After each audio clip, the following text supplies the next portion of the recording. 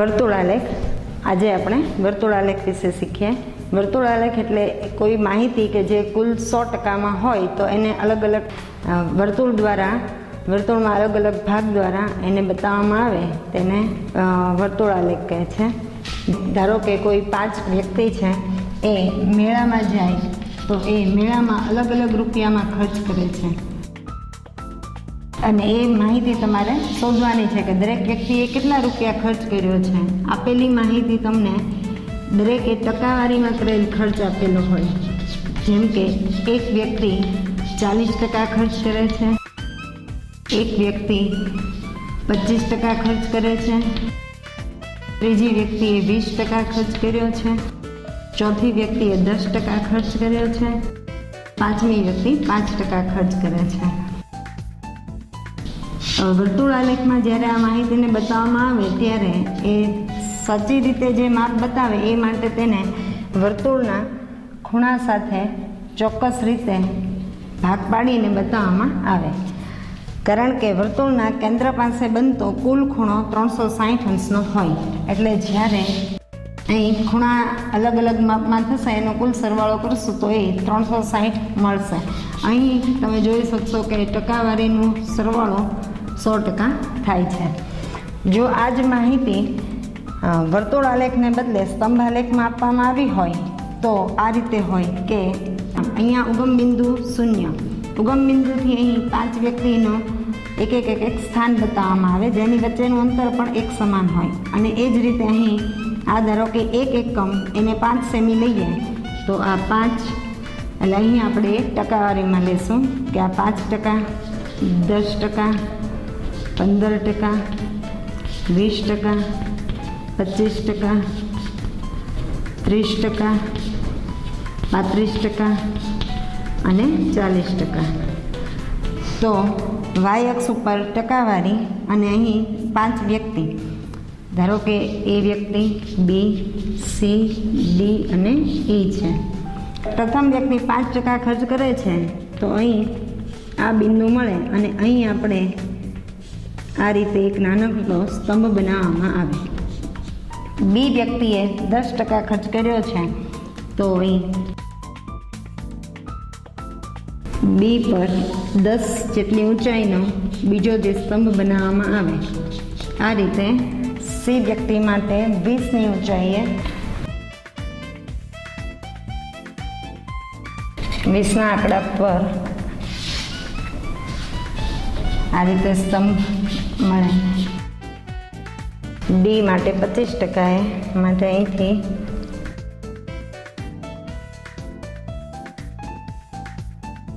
અને 25%નો એનાથી પણ ઊંચો સ્તંભ મળે, જ્યારે 40% જે છે તેનો સૌથી ઊંચો સ્તંભ મળે।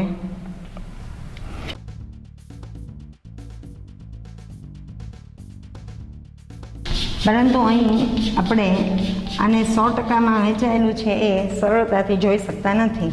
જ્યારે વર્તુળાલેખ સ્તંભાલેખ કરતાં એ રીતે જુદો પડે છે કે જ્યારે આ કુલ ટકાવારી 100% છે તો વર્તુળનો બધો ભાગ રોકાઈ જશે। જો 100% કરતાં ઓછી માહિતી હોય તો વર્તુળનો કોઈ ભાગ ત્યારે બાકી રહેતો હોય છે। અહીં આપણે વર્તુળના કેન્દ્રથી વર્તુળના બિંદુ સુધીનું એક ત્રિજ્યા પહેલાં લઈએ। હવે 40% એટલે કેટલા અંશનો ખૂણો? 360 એ 100 અંશનો ખૂણો થાય, એટલે કે 100% એ 360 અંશનો ખૂણો થાય, તો 40% એ કેટલો થાય? સાદી 83માં આ બે ક્રોસમાં આવતા બે પદોનો ગુણાકાર અને પ્રથમ પદ નીચે ભાગાકારમાં હોય, એટલે કે અહીંયા 360 ડિગ્રી ગુણ્યા 40% છેદમાં 100%। ભાગાકાર કરતાં 36 ગુણ્યા 4 જે 36 દુ 72, 72 દુ 144નો ખૂણો મળે। માટે અહીં વર્તુળમાં બનતો ખૂણો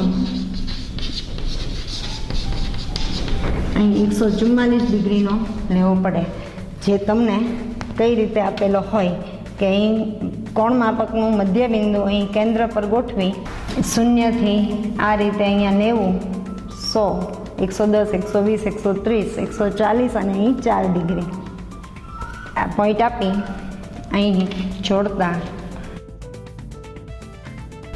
144 ડિગ્રીનો ખૂણો બને. જે 40% છે કુલ વર્તુળના 100%માંથી 40% ભાગ બતાવશે. એ જ રીતે અહીં 25% માટે 25%,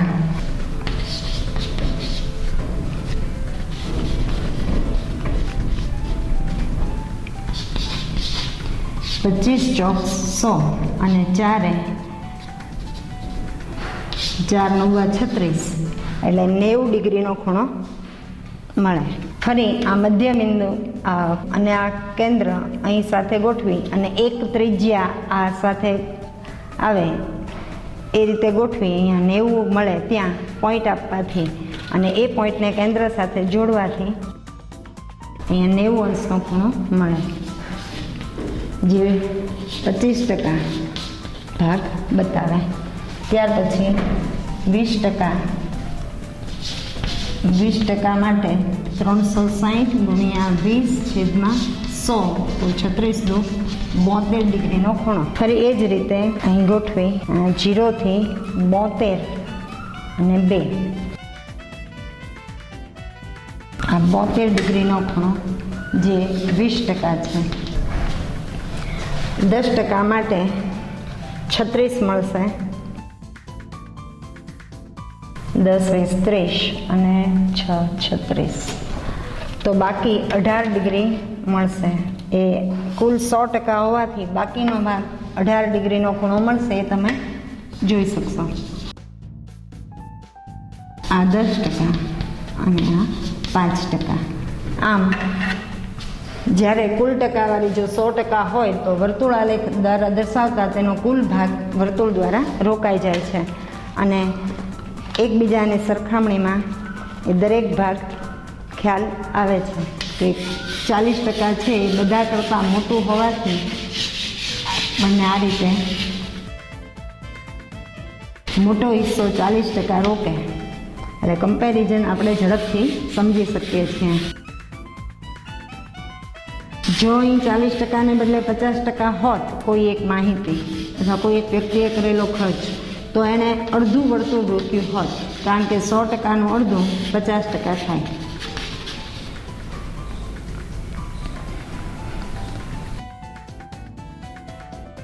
આ રીતે વર્તુળાલેખ દ્વારા રજૂ થતી માહિતી ખૂબ સરસ રીતે સમજી શકાય છે.